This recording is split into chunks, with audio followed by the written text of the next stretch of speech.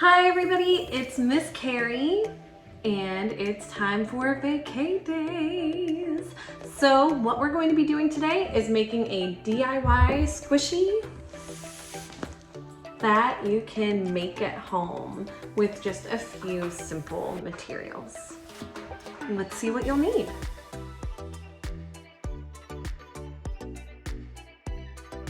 So what we're going to do first is take your stuffing, your stuffed animal fluff, and put it into your grocery bag. Once you have that done, now comes the fun part where you take your duct tape and you're going to make a shape.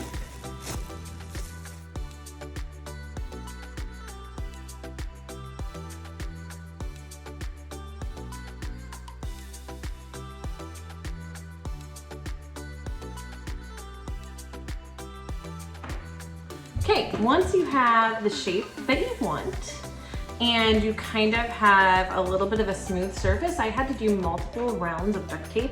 My one side looks really good, other than like some of the creases down here. My other side, not so much, but I'm going to do my drawing. I'm going to make this into like a little dinosaur guy. We're gonna see if that works out really well, but it'll be fine.